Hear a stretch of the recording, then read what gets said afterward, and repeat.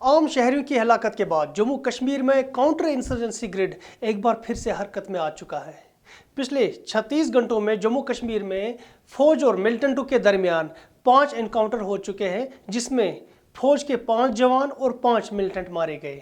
فوج کے 5 جوان سرن کوٹ کے جنگلوں میں اس وقت مارے گئے جب سوموار کی صبح تلاشی کارروائی کے دوران ملٹنٹوں نے فوجی دستے پر فائرنگ کی۔ اسی طرح ٹی آر ایف کے ایک ملٹنٹ امتیاز احمد ڈار کو بانڈی پورہ کے حاجن علاقے میں مارا گیا۔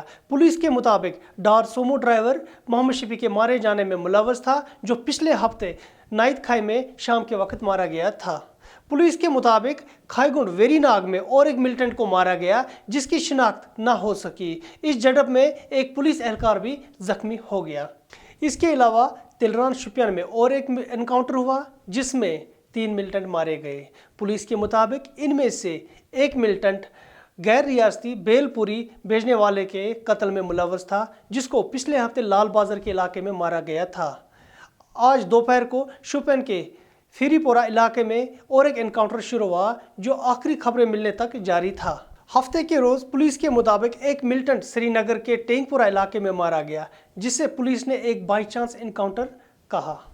مائنارٹی کمیونٹی کے لوگوں پر حملوں کے بعد اب جموں کشمیر میں سیکیورٹی فورسز نے کافی چوکسی بڑھا دی ہے اور ہر دن انکاؤنٹر ہوتے جا رہے ہیں۔ دی پرنٹ کی ایک رپورٹ کے مطابق جموں کشمیر کا اعلیٰ کاؤنٹر انسرجنسی گرڈ کارگو کو ایک نیا پولیس چیف ملا۔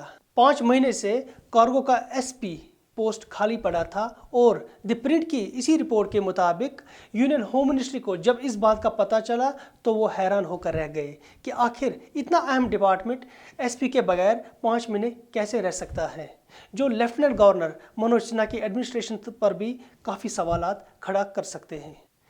دوسری جانب پچھلے کچھ دنوں سے این آئی اے نے سری نگر سے 40 ٹیچرز کو سمن کیا ہے اور ان سے پوچھ تاچھ کر رہی ہے۔ پولیس کے مطابق ان لوگوں کا کہیں نہ کہیں جماعت اسلامیہ کے ساتھ تعلق ہے اور جماعت اسلامیہ کو 2 سال پہلے مرکزی سرکار نے بین کر دیا ہے۔ اس کے علاوہ جموں کشمیر پولیس نے 400 کے قریب لوگوں کو اپنی تحویل میں لیا ہے جن کے خلاف پہلے سے ہی ایف آئی آر درج تھے، اور ان سے بھی مائنارٹی کلنگز کے بارے میں پوچھ تاچھ کی جا رہی ہے۔ بی بی سی کی ایک اہم رپورٹ کے مطابق عام شہریوں کے مارے جانے کے بعد خصوصاً مائنارٹی کمیونٹی سے جو عام لوگ تعلق رکھتے ہیں میں خوف و ہراس پھیلا ہوا ہے۔ رپورٹ کے مطابق بہت سارے مائنارٹی کمیونٹی سے جو لوگ ہیں کشمیر چھوڑ کے جا رہے ہیں، اگرچہ مرکزی سرکار اور ریاستی سرکار نے انہیں ہر طرح کی سیکیورٹی فراہم کرنے کی ایشورنس دی ہے۔ تاہم مائنارٹیز میں سینس آف سیکیورٹی بلڈ کرنے کے لیے پولیس کافی طرح کے اقدامات اٹھانے کی کوشش کر رہی ہے۔